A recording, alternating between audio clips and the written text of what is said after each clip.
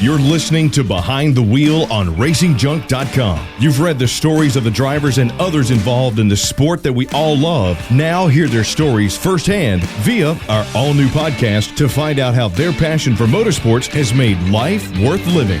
And as we start our latest edition of Behind the Wheel here on RacingJunk.com, we want to thank our recent guests, Martinsville Speedway PR Director Brooks Taylor and that young late model racing phenom Ryan Repko, who both took time out of their busy schedules recently to gear up all for one for the most exciting late model races of the 2017 race season, the Valley Star Credit Union 300. Now, congrats also goes out to the winner of that race, NASCAR veteran Timothy Peters. And Ellen, if I remember right, didn't Ryan say he expected Timothy to win?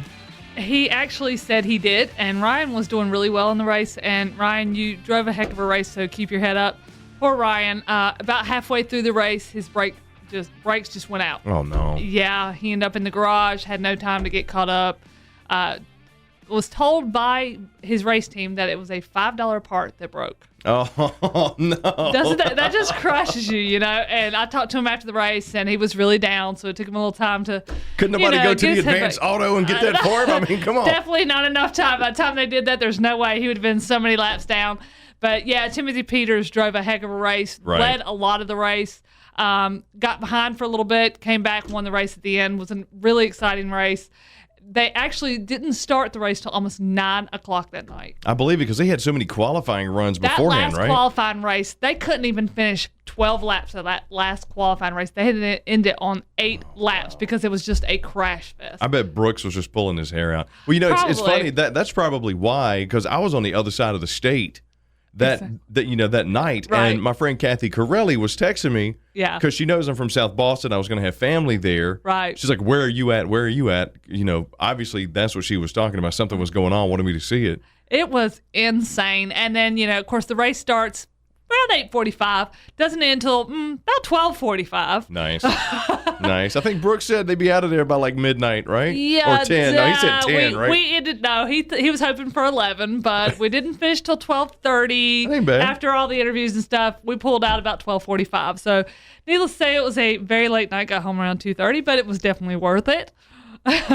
And, you know, my hats go off to all those drivers that competed because we started with about 40, I think it was around 38, 40 cars. We ended with about 13 on the lead lap. Wow. 16 cars total in the end. Still, that's a great race. Were just crushed. I mean, of course, you know, the first few laps were clean, as usual. We got about a little over halfway through, and that's where everything, especially when they did the inversion, because Timothy Peters was actually not leading the race at the halfway point. It was Peyton Sellers again. My hat goes out to Peyton because he got really close to winning this race again. Again, right. Yeah, runner-up again. And was leading at the halfway point, won the $2,000 halfway point award, was doing really well. Isn't that the Susan Lucci curse? Basically, he got stuck. She always second place for that award or whatever. Yeah, Buffalo Bill syndrome. I mean, honestly, I really think he could have pulled off the win if it wasn't for the inversion. They invert the field. They did the top 8 this time. Right. Inverted the field halfway through. He got stuck back in 8th place. Raced all the way back up to top 3. Looked like he was about to pass Timothy Peters. And he told me, I found out at the end, they said he was having engine trouble. Nobody really knew what was going on. They just said he was losing power. Thought it was the battery. He had come in one point near the end of the race already. They thought that his battery was failing. Went back out, seemed fine. Then he started losing power right near the end of the race. Found out later at the end of the race, he told me his alternator was dying. I was getting ready to say, was it his alternator? Yeah. Oh, bless his believe heart, me, that's man. exactly what I kept screaming at Once my again, photographer. Because couldn't nobody take it to AutoZone to get AutoZone needs to sponsor this race and bring as many small parts out as possible. And bring that alternator charger, that battery charger. Oh, good Lord. So, that thing saved my butt more times up than not. again. But honestly, if they had one more lap, I think Peyton could have done it. Really? Yeah. That sets up for such good storylines for next year and for next year's race. And just imagine how it's going to be. Peyton is going to be willing to run. Honestly, I mean, he was in a great mood after the race, thank God. Right. Because I was like, okay, you still owe me this interview. After blowing me off in years past after getting crashed at the end of the race. And he was in a good mood. He knew that it was because of his alternator he didn't win that race. He was really happy with second. But at the same time, you know, how many more times is he going to take runner-up before he just says, I'm done? I think he is going to be like the Buffalo Bills. And that's just going to be his cross to bear. Speaking of, I'm distracted. I am so distracted His Bears right just now. won today. Well, and I mean, granted, this is not a visual medium, and I really wish you could see Ellen's fingers right now. She is wearing these New England Patriot fingernails, like little Patriot logos on there. Now I don't know how many race fans are in Boston. We're all out there, right? I mean, what on the east side of Hades? Well, what do you got? What is going on with this right here? I mean, seriously. I know this is a racing show. Fan. I know it's a racing show, but hang on. No. I got to get on this for a minute. As my uncle would say, what in the Sam Hill did you put on your hands over here? For those who do not know, I am also a big football fan, and yes, I am a proud New England Patriots fan. Mm-hmm. And everybody hates me. I'm from the South. Everybody hates that I'm a Patriots fan, but everybody hates Patriots fans, period. No, every once in a while I run into a fellow fan. I now work with a fellow fan, so you know what? Oh, well. And we're going to win tonight. We are back up against the Super Bowl team that we played in the Super Bowl and beat after getting beat by 38 at halftime. You know, they did a survey of the teams that NFL fans despise the most. And we're number one. We're number one with the New England Patriots. Guess which team was number two?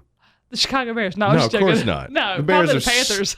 No, it was the Dallas Cowboys. Oh, of course it was. I mean, the Bears have sucked since '86 when they did the video. That's what the Super Bowl shuffle curse, and they haven't had a coach grow a mustache like Ditka, so they're not going to win. Yeah, so. I know. It was shocking for them to win today. No, I figured it was probably Dallas, but you know what? The only reason we are the most hated team is because we win the most. So, oh well. Is that what it is? That's what it is. And the fact that you're crooked and you deflate balls and all this other stuff. Whatever. And Tom Brady, I'm going to take his wife. Oh, you got to take his wife. Good luck. Giselle, when you need a real man, call me. I don't wear Ugg boots. All right. Well, while the battle for one of the most prestigious late model racing crowns was much of our focus last month, October is a very special month.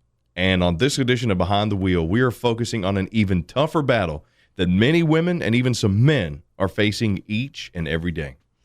Yeah, according to recent statistics, it's shocking to me. More than 200,000 women and even more than 2,000 men are going to be diagnosed with breast cancer this year alone. I've had this disease affect me personally. I mean, I've not personally had breast cancer, but I'm on my second friend who is now fighting this disease. And, you know, it's not something you expect to hear, especially for somebody who's in their 30s, to call me up one day and say, hey, I was just diagnosed with breast cancer. You never know when it's going to hit. No, and you never don't. know who it's going to hit. No, you Which have is no why idea. that earlier.org is one of the greatest organizations out there for earlier detection of breast cancer. That's what they work for. But if you can support any of those associations, obviously the Susan G. Komen, every county has a cancer foundation. Yes. So if you wherever you're at, doesn't matter what county you're in, go find them, volunteer, or help out. This affects everybody. I don't know anybody that hasn't been affected by it. Absolutely. I've unfortunately lost a friend to this, but I've also got a friend who's fighting it now, and I know she's going to get through it. But that's why I wanted to make it our focus this month, to really focus and celebrate those men and women who are fighting this disease and are going to beat this disease. And that's why I'm so excited about this month's guest, Leah Dreamcatcher Martinez. Dreamcatcher? Yeah. Hey, she's the Dreamcatcher. She beat this disease. She didn't let it stop her from her drag racing career, and I'm really excited to hear. So what made you bring Leah to the show? I know we're going to have her on here in just a second. Right. Absolutely. Well, I was really excited to hear about her drag racing career. I'm a big drag racing fan. For those who do not follow the site that often, be sure to get on Racing Junk and read some of our NHRA coverage, because I've been excited to cover that this year. And when I found out, we got a lot of golden nuggets in the area too that are drag racing superstars. Absolutely. And unfortunately, Leah is not from our area here in North Carolina, but hey, you know, Racing Junk is everywhere. And she is from New York, and she is a mother of two. She's a breast cancer survivor. She's a winning drag racer. She's one of the few that can run a two-wheel bike the way that she does, and now she's doing that to support men and women who are fighting breast cancer. So that was a huge deal to me, and I was so excited to find out about her and bring her on as a guest. Well, we are very honored to have Leah Dreamcatcher Martinez joining us here on Behind the Wheel. Leah, how you doing? I'm doing good. How are you? We're doing great. So tell us a little bit about your history in drag racing. How'd you get started? What made you do it? Take us from soup to nuts. Sure. Well, I mean, I've always been into drag racing. My family's been into it. My dad used to race pro stock when I was a real little girl. don't remember too much about it. I just remember that he raced. And my family grew up in like New Rochelle, New York, and they had a gas station, and they were all into drag racing. So it's in the blood. And my brother races, or not at the moment, but races a drag bike as well. My stepsister does. So it's been in the family. I didn't have the opportunity when I was younger, and I lived in New York. It just wasn't the right time. When I moved down to Florida, 2004, I met my current husband in 2005, and he wanted to buy a motorcycle, and I had always wanted to learn. So I actually learned on a bike that was the biggest production sport bike that they make, a Hayabusa. Oh. And then we went out and bought a 600. Nice. So let me get this straight. You didn't actually get on a bike until 05? Until I was 38. Yeah, I was 38 for the first time ever. Holy, wow. Like as far as learning how to drive. I'd been on the back, but never learned how to drive. Yeah, but going from learning how to drive to, like, drag racing, that's a big step. That's a big jump. That's just a little bit of a jump. Yeah. That's like saying I didn't pick up a football until I was, 21, and here I am at 28. I'm an NFL quarterback. I mean, that's kind of it's kind of the same thing, right? Yeah, I dove right into it. I couldn't wait for my husband and his friends. We went out on an empty road, and I was like, "Let's go. You need to teach me what I need to do at the track, how to launch, the whole 9 yards." Now, was that the sole reason? Because your family had the history of stock racing. Was getting on that bike, that Hayabusa, was that the reason why you said, all right, I'm going to race 2 wheels as opposed to 4? No, I just always had, an affection, something that was always there that interested me. Whenever I would see, of course, now I'm showing my age, but, back in the day when you see a woman on a bike, you didn't see it very often. And I was always like, go girl. Yeah. And I always wanted to learn. So how many years were you competing before you were diagnosed with breast cancer? So I started, in about 2006, and I was diagnosed in 2009. Wow, so not very long. Had you racked up several wins before you were diagnosed? Yeah, a few.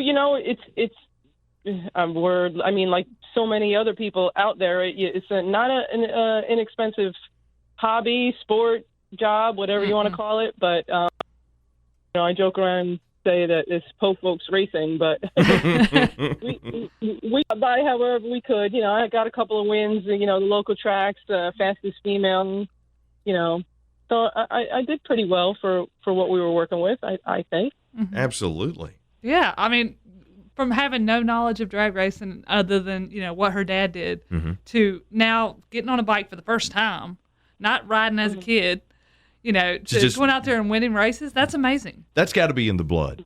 Oh, absolutely. People say that it's not hereditary, that racing's not in the blood. But I'm telling you, if your family did it, you had it in your genes to do it. Yeah, absolutely. Yeah. And you're listening to Behind the Wheel on RacingJunk.com. We're going to pause for a quick moment, take a break, and we'll be right back to talk with Leah Martinez. Attention racers, race fans, and gearheads. If you're looking to buy, sell, or trade the stuff that stokes your engine, then check out RacingJunk.com. RacingJunk.com is the world's #1 online racing and performance classifieds, where you'll find what you need to rock your ride. Check us out at RacingJunk.com. Racing and performance classifieds built to go fast. Welcome back to Behind the Wheel on RacingJunk.com, and now we got more with Leah Martinez. You went out and, won several races. Were you only running at your local tracks? Were you running, any NHRA, anything like that, or? I would, 90% of it was at local tracks, but, so when I first started, my first big race ever was the last race that ProStar was running. Mm-hmm. That's a smaller series, and that was, I think that was November of 2006 was the last race that they had in Gainesville. Mm-hmm. And then it went to AMA Drag Bike. And again, whenever I could get some sponsorship from local people or, businesses and help, I would go to those races that they had in those series. And then whenever I could get to, I would go. That's awesome. After you were diagnosed with breast cancer, how did everything change? And how did you go from being, a regular drag racer to now, a mother to fighting breast cancer? And how did you go about becoming cancer-free? Okay. Well, as far as the cancer goes, I say that I'm the poster child for early detection. Yes. And whenever I speak to anybody about mammograms, I'm very adamant about them preventative, healthcare, because they say that 80% of breast cancer is curable if caught early enough. Mm-hmm.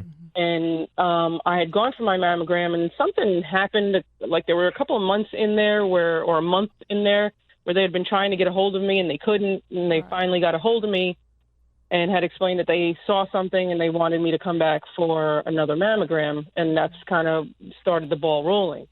Okay. I only had it in the left side. It was called ductal carcinoma, which is in your milk duct. It ended up that it wasn't in my lymph nodes, so I didn't have to have chemo and I didn't have to have radiation because of the method of treatment that I chose. He gave me 3 different treatments that I could pick from, and I chose the double mastectomy because they gave me a 56% chance that I would get it, or that I could get it back in that area or in the other breast.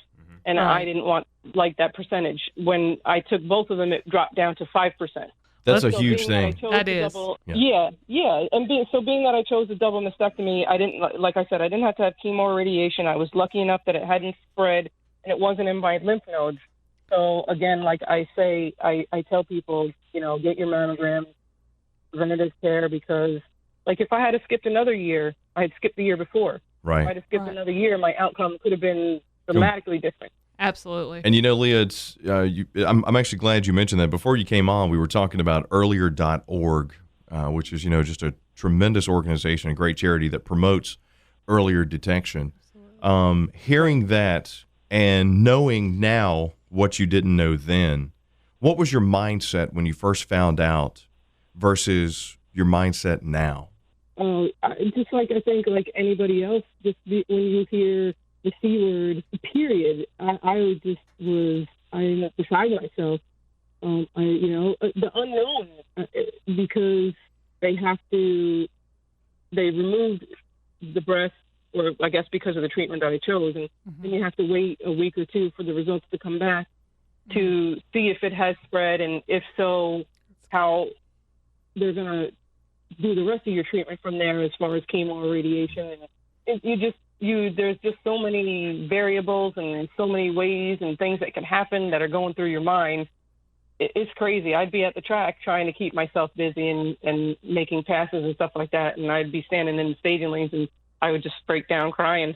Goodness, wow. That's scary. It's very dramatic. Yeah, just because you're scared. Exactly. Well, that's not only scary, that's strong. That's very strong. She's still racing while this is going on. Absolutely. And, you speaking of strong, the first thing I noticed about Leah when I found her via social media is I loved your shirt, the F Cancer shirt. Tell me about that, because I love it. That seems to personify her, and I love that. I want that shirt. It does. There's my girlfriend, Jen, who lives in Virginia, gave me that shirt. She lost her mom to breast cancer.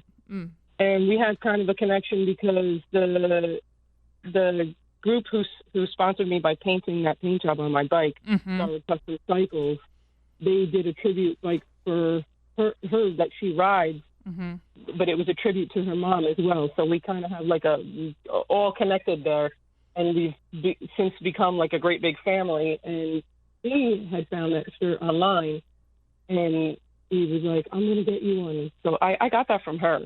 That's awesome. You mentioned Garwood Custom Cycles. I was excited to see that you have a connection to them. And the reason I say that is we are right here in the town, real close to Garwood. We're about 25 minutes away from Garwood as we speak. Yeah, they're in Lexington. Yeah, exactly. And I had the opportunity to go to Garwood Custom Cycles almost a year ago and interview them. And their outfit out there is fantastic. It's crazy. They have some of the coolest motorcycles I have ever seen in my life. I got to talk to the entire staff. I got to talk to Steve Garwood, who owns the place. I mean, it was incredible. I mean, I myself do not ride motorcycles unless I'm sitting on the back, but it made me want to get on a bike and give it a shot. Yeah. They have one good. It's $29,000. Yeah. Gorgeous. Oh my God, I love their bikes. Absolutely. Get them to sponsor you. Well, you know what? They did a little bit. Tell Chris a little bit about how they did an upgrade to your bike, the Keep Fighting Testament.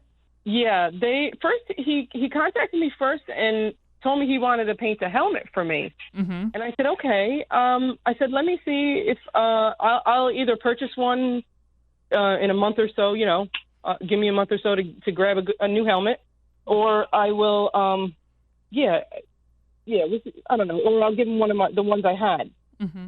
So we were talking back and forth, and it somehow progressed into him just saying, hey, listen, why don't you send me your plastics or pick out a design, and we're going to paint your whole bike for you in a breast cancer theme. And when I tell you I draw like a 2-year-old, I couldn't think of any. I sent them something that was like one color on the bottom and one color on top, and it like faded into another color. Right. And then sent them all my stuff, and they thought of everything that's on that paint job. Mm-hmm.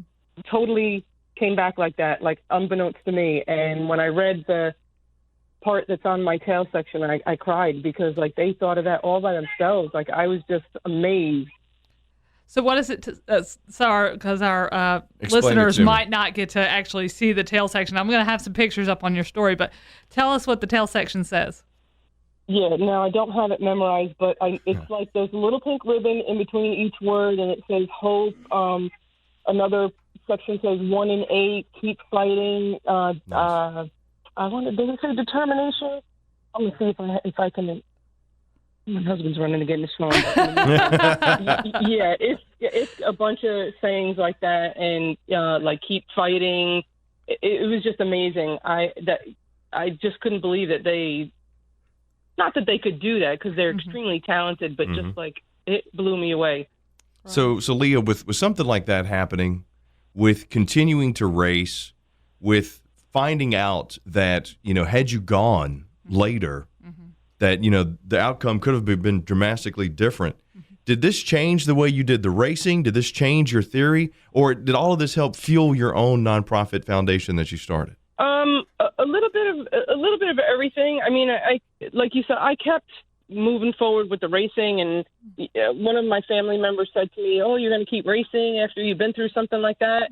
And I just said, "Yeah, if I don't die from breast cancer, I'm not going to stop doing what I love to do. It makes me happy, and God forbid something was to happen to me on the track. Know that I went with a smile on my face." Right. Absolutely, that's the one thing that I like to hear from anybody who goes through something like this, a battle like yours, is, it's when you stop letting it live your life, letting it rule your life and determine how you're going to go forward, whether you're just going to stop doing everything you enjoy and just focus on that, or instead continue focusing on what you love and just trust that you're going to be healed and that, God and the doctors and everybody, they're going to take care of you. So, I mean, I love the fact that you even went a step further. You not only kept racing, but decided to use your drag racing as a positive influence to those that are fighting this battle is a huge deal. So, I mean, tell us about your nonprofit and how that's kind of intertwined with your racing.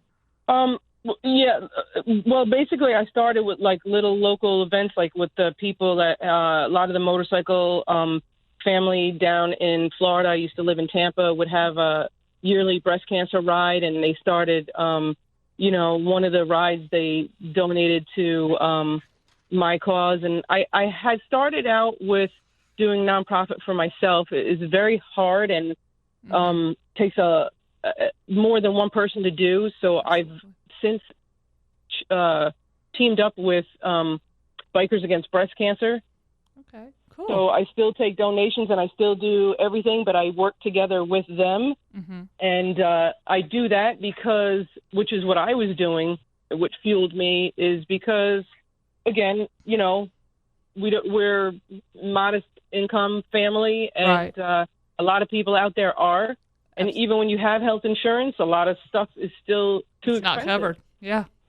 They and myself, we got together, and they were already established, but they're doing what I wanted to do already. So that's why it was like a perfect marriage. And they give $300 mini grants to cancer patients. Doesn't matter what type of cancer you have, men, women, children, because men can, of course, get breast cancer as well. But then it it doesn't matter what type of cancer the person has. Go through a process where they fill out an application, and the doctors have to fill out part of the forms. Make sure, because unfortunately there's a lot of shady people out there. Mm-hmm. So they have to make sure it's legit. But they give you a $300 mini grant to help either groceries or your medication, whatever you might need it for the most at that time. And not that I wouldn't want to help the big companies, but they do well enough on their own. Right. And it's when you're going through that and you don't have money to pay your bills or don't have an income coming in, that those people are the ones that need it, I feel, the most. So I like doing that. That's what fuels me. That's wonderful. And it's wonderful that you do that, because I've known at least 5 people, that have fought this. And I know of 2 families that had to get help similar to that. And 2 of them one was to pay for medication. One was to pay for their electric bill. That was literally getting cut off after the 3rd notice. But the husband was putting every bit of money he could into not only feeding their 3 children, but also making sure that his wife, who was going through stage 4 breast cancer, had the medication she needed to be able to just walk around, because at that point they were just keeping her comfortable. Right. So it's wonderful that you're so supportive of stuff like that. So, as a breast cancer survivor, what is your best piece of advice for those who are battling this disease? For me, and I think I just feel like it helps anybody, whether you're religious or go to church or not, or it doesn't have to be going to a church. It can just keeping positive people around you.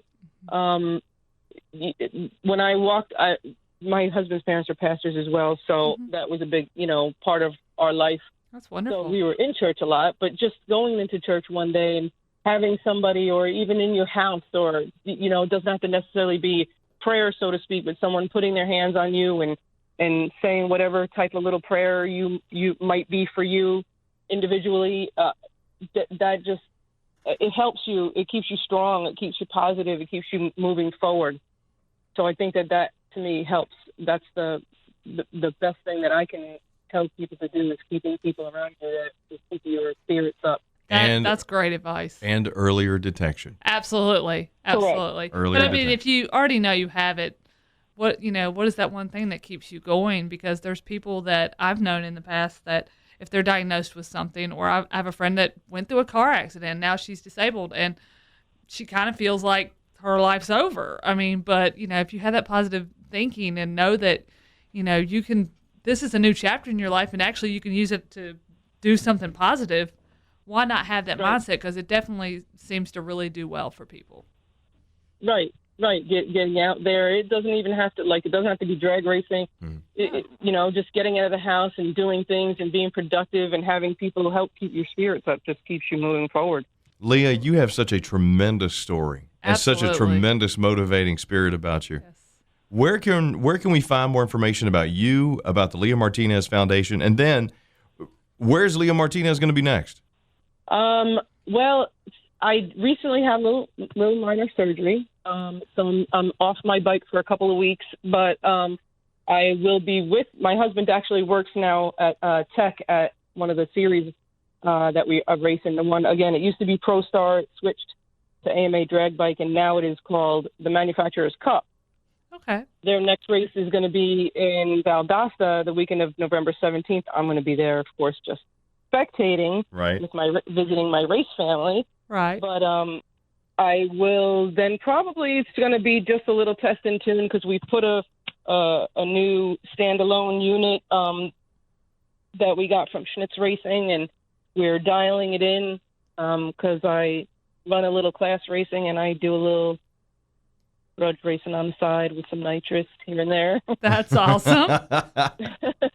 So we're getting that all dialed in, and then we'll be ready. So that I just figure this is giving me the time to get the bike dialed in and get ready for next year. So whenever the schedules come out, most likely the first big race for the Man Cup is usually in April, and their first and last race is both in Valdosta. So that'll be in Valdosta. It'll be the first race of next year. Nice. Awesome. Well, I can't wait to see you race. I'm looking forward to it. Chris, I mean, you hear about all these walks and these runs and all these kinds of things for breast cancer. Wouldn't it be cool to have like an all-female, just ride? You see Drag race. Well, maybe a drag race, but it would Yes. be cool just to see a bunch of motorcycles, a bunch of chicks on it. Pink. You know, yeah, all pink. Rockin' pink.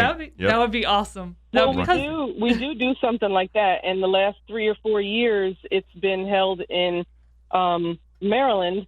So it's a little rough because I not only have to raise sponsorship to get myself there, but Right. we also raise money for Bikers Against Breast Foundation, Cancer. But we do that there's another drag racing series called IDBL, International Drag Bike League, and that race is in July, usually like the third week of July sometime. Mm-hmm. And it's all females. It's a race within the series. Oh, They that do is it on awesome. Saturday usually. Yeah, it's all females, and we raise all the money we raise is for Bikers Against Breast Cancer. And again, it's just women.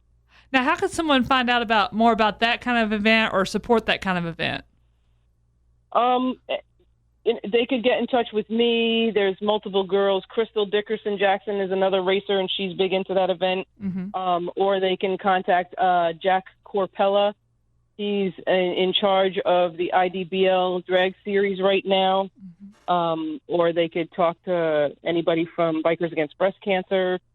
As long as they start talking about the females that race in July for breast cancer, most of the people in the motorcycle family will know what that's about. Leah, do you have social media? Do you have Facebook or a website? I do. I have my Facebook is under Leah Martinez or the Original Dreamcatcher. I have a Instagram, which is the Original Dreamcatcher as well. Nice. I have, I believe it's Leah Martinez. Good night. I forgot my web address. Isn't that terrible? That's okay. Just look up Leah Martinez or Leah Martinez yeah. Foundation. Yes. Google is our Exactly. friend. Exactly. It's a terrible thing when you get old.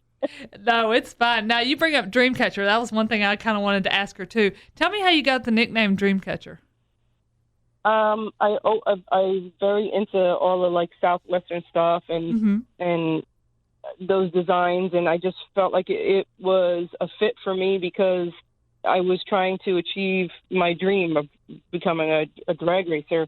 I mean, ultimately, I feel like I'm a little pressed for time because of my age, but I would love to have somebody put me on a pro stock bike one day. I feel like I could do it and do it well, but I also enjoy what I'm doing now. So either or, as long as I'm drag racing, I'm happy. Hey, I talked to a guy the other day who talked about pro stock. I talked to the guy who is currently leading the NHRA pro stock points right now. And I mean, you know, he's up there in age and he has no intention to stopping anytime soon. So you got a long way to go, girl. There you go. So, hey, you're the dream catcher. You've already beat breast cancer. You can do anything. That's right. Right. And that's it. You know, the dream catcher. I'm trying to catch my dreams. And you're doing a great job doing it. Leah, we are so honored to have you on Behind the Wheel. Thank you so much for joining us and wish you the best of luck and the best of health in the years to come. And please stay in touch. We look forward to hearing more about the wins. I will. Thank you so much. Thank you. What a great, inspiring story. Absolutely. Absolutely. I recently found out about Leah Martinez, doing a little research on, you know, those who are fighting breast cancer. And of course, you know, we have a lot of drag racing fans here on our website, and we appreciate each and every one of you.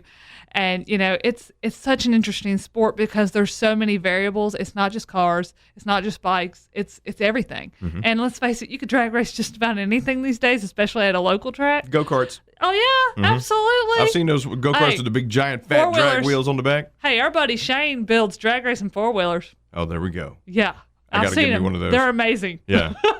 But I got to tell you, with Breast Cancer Awareness Month going on right now, if you have not had a mammogram, it's time. I mean, that right there, if that wasn't a wake-up call to go get it done. Absolutely. Leah Martinez, go get it done. Yeah, absolutely. And if you feel like you're too young to get a mammogram, don't forget your self-checks. I mean, I personally, my friend that was recently diagnosed did a self-check. And 1 week she was fine, and the next week she wasn't. So continue your self-checks because you never know. And if you need information on how to, the proper way, you can find it either online or, of course, at earlier.org as well. Absolutely. So thanks for listening this week to Behind the Wheel on racingjunk.com. We also want to thank our very inspiring guest, Leah Martinez, for taking the time out to share her inspiring story. We wish her the best, both in health and luck. Looking forward to see what she does in the future. Oh, absolutely. That's I think gonna be we awesome. would definitely have to keep up with her. Yes, we will. But each and every month, we're going to introduce you to another part of racing, which is the sport that we love, here at Behind the Wheel on racingjunk.com. And next week, don't wear your silly freaking Patriots fingernails. Oh, his feelings are hurt. It'll be all right. Little butt hurt. All right, from the Behind the Wheel crew, that is Ellen Richardson. I am Chris Tater Young. Thank you so much for checking out Behind the Wheel here on racingjunk.com.